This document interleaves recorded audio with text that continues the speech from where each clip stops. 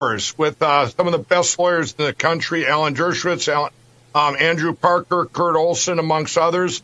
What can we do with what happened with this seizure of my phone? This FBI corruption, and we are suing. As you're hearing it here first, everybody, we're suing the United States government and the FBI.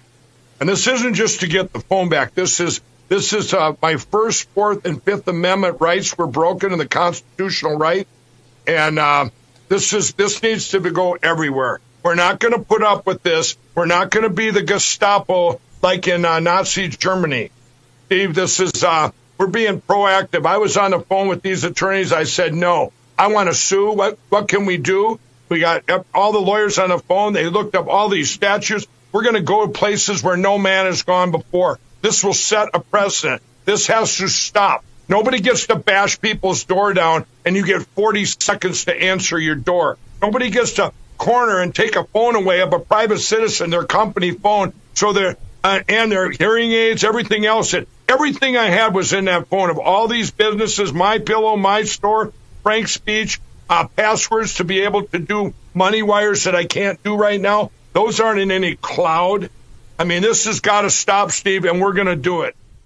The FBI is unraveling. Its corruption is coming to the surface like never before. And every day we're learning more and more how deep that corruption lies. But patriots are pushing back like never before. We're going to look at the latest from Mike Lindell, the fallout from the bombshell revelations that the FBI actually paid for lies to frame President Trump. And make sure to stick with the very end of this video when I'll reveal the latest shocking example of corruption that was just exposed today. You're not going to want to miss this. Greetings, everyone. It's me, Dr. Steve, your Patriot Professor, here to help you to think better so you can feel better in these crazy and corrupt times. So if you haven't already done so, you know what to do. Make sure to smack that bell and subscribe button. And gang, also, by all means, click on that link below and let's together support our dear friend, Mike Lindell. Mike is offering us his lowest prices ever on all his products. If you use my code Turley, you can now get the classic My Pillow, which is normally $69.98 for only $19.98. And that applies to over 200 products in his catalog. So don't wait. Click on that link below. Let's support our fellow patriot Mike Lindell and get his best savings ever. All right, gang, let's dive right in here. So as you saw, our good friend Mike Lindell is fighting back against the corrupt Biden administration, the thugs at the FBI, for confiscating his phone and violating his constitutional rights. He mentioned teaming up with Harvard Law professor Alan Dershowitz.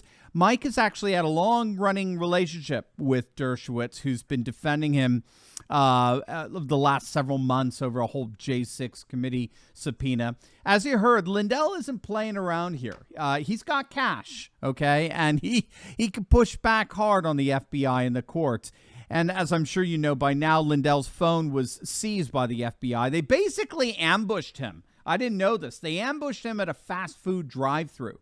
They trapped his vehicle. He couldn't get out, and they told him that they had a warrant for his cell phone and would be confiscating it. So here you got the feds cornering a private citizen and basically stealing his phone because right? And as you heard, Mike isn't taking this sitting down. He's going to push back, and he's going to push back hard. And he certainly has a lot of support. The reaction to the FBI's ambushing of Mike has been virulent. Donald Trump Jr. tweeted out, "There's something seriously broken in federal law enforcement if they're going after Mike Lindell, but not the people on Jeffrey Epstein's list." Well, because half of them are on that list. That's why.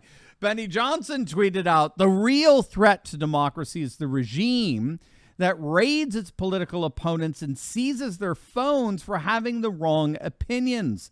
The Biden regime once again proved itself undeniably evil tonight." Here's what Congressman Jim Jordan had to say. I guess you can investigate now by this FBI if you display the flag, you own a gun, and you voted for Trump. Somehow you're now in that category that Joe Biden said is extremist or fascist, and they're going to investigate. But they investigate him a second time and says, no, nothing here. But this is what's happening at the FBI. They're being pressured to label and categorize every single case. And we've had now over 14 whistleblowers come to us, label every single case a domestic violence, violent extremism case, when they're not. Now, of course, Jordan's absolutely right. Okay, this is nothing less than the weaponization of the justice system against Biden's political opponents. I mean, who are they going to raid next, for heaven's sakes? And as it turns out, it's the logical outworking of what the FBI has been doing at least since 2016. In our video yesterday, I highlighted the stunning revelation from the latest John Durham filing that the FBI actually paid for Russian disinformation to target Trump. They actually used our tax dollars to pay for what they knew to be a bunch of fallacious lies so they can target our president.